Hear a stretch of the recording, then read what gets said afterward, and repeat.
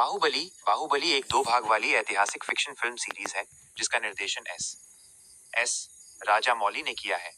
इसकी कहानी मुख्य रूप से महिष्मती साम्राज्य के 2 चचेरे भाइयों अमरेंद्र बाहुबली और भल्लाल देव के बीच सिंहासन के लिए प्रतिद्वंद्विता के इर्द गिर्द घूमती है। यहाँ संक्षेप में बताया गया है कि दोनों फिल्मों में क्या हुआ था। 1. Baahubali the beginning. Baahubali the beginning. यह फिल्म वर्तमान की कहानी से शुरू होती है, जहां शिवगामी देवी एक शिशु, जो बाद में महेंद्र बाहुबली या शिवुडू कहलाता है, को नदी में डूबने से बचाते हुए अपनी जान दे देती है। शिवुडू को एक जनजाति पालती है। शिवुडू बड़ा होकर एक शक्तिशाली और साहसी युवक बनता है और झरने पर चढ़ने का प्रयास करता रहता है।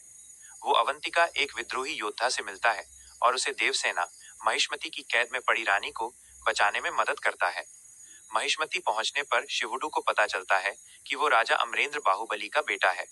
राजा के वफादार सेवक कटप्पा उसे बताता है कि अमरेंद्र बाहुबली उसके पिता थे और भल्लाल देव वर्तमान का अत्याचारी राजा है, जिसने देवसेना को 25 साल से कैद कर रखा है।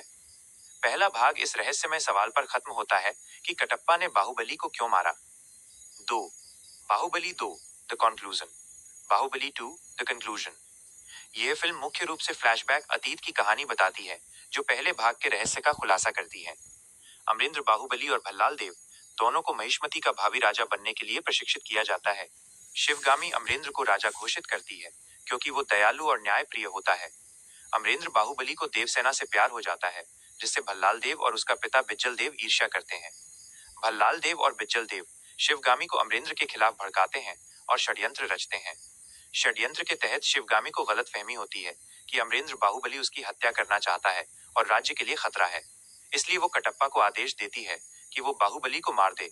राज्य के प्रति अपनी निष्ठा के कारण मजबूर होकर कटप्पा अमरेंद्र बाहुबली को धोखे से मार देता है, और यही वो जवाब होता है जिसका इंतजार दर्शक पहले भाग से कर रहे थे।